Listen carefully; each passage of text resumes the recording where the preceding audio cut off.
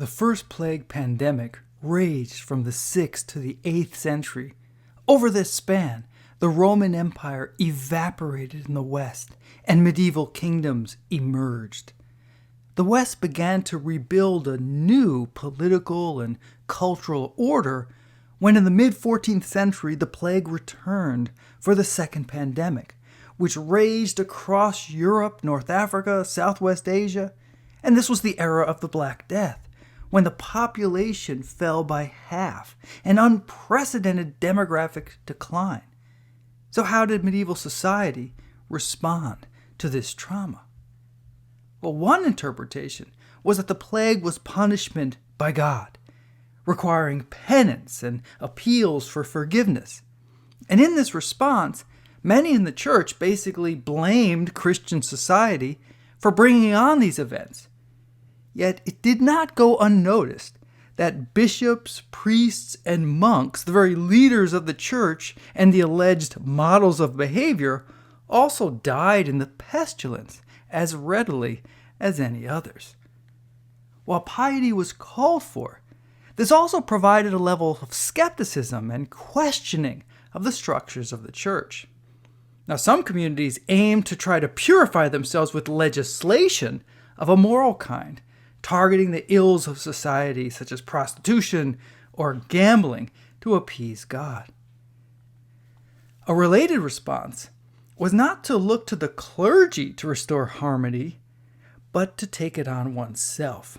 And this was the flagellant movement, where wandering groups of believers beat themselves and entered communities with hoods pulled over their faces and processed through town, following a cross and singing hymns, while making their way to the church, which they entered and they occupied that, and there they stripped down and they burst out, violently whipping themselves to inflict punishment, suffering like Christ, they thought, for the good of the community.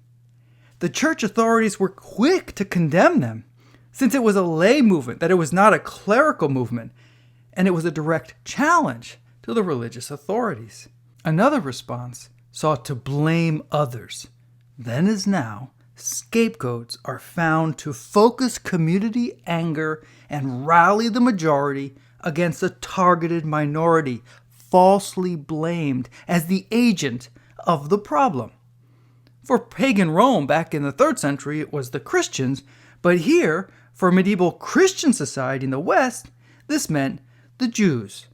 And Christians accused Jews of poisoning wells to spread this disease.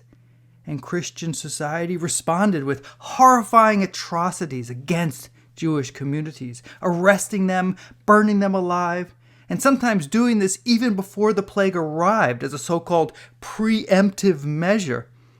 As anti-Semitic hysteria swept through the West, Jewish communities suffered terribly.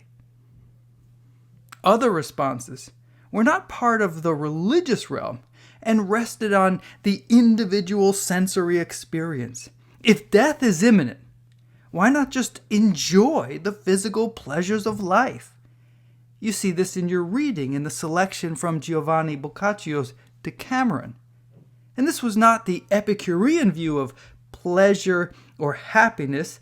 This was more the style of the hedonist, with alcohol and every possible form of physical pleasure the pursuit of the day. Another response touches on material we recently encountered in our course, and this is dancing. We find that in some places, people gathered together to dance, men and women together, sometimes hundreds of people. It was as if they believed that dancing would keep the plague away, and were reminded of the idea of dancing together to keep a predator at bay, as we've seen before. We also see dance represented in the art of the period, showing the plague's devastation through the danse macabre, dance of death. In this case, the dance is not apotropeia, keeping death away. It is death itself dancing people toward their own end. The plague led to challenges to the current religious and political norm, with revolts occurring in the 14th century. And it also witnessed some people trying to understand the event, not with any appeal to the divine or with a blame of a particular group, but through scientific inquiry. Lacking any understanding of the scientific method or modern tools, we find some thinkers, as at the University of Paris, trying to explain the plague in terms of noxious air caused by the conjunction of planets or earthquake, without recourse to any divine agent. And since it was believed that one could counter bad air with good smells, we see the invention of medieval PPE, as the doctor here would fill the long beak with flowers or other aromatics before going to treat patients. We can contrast all of these varied responses in medieval society with those in the Muslim world at the same time, as you will see from the reading.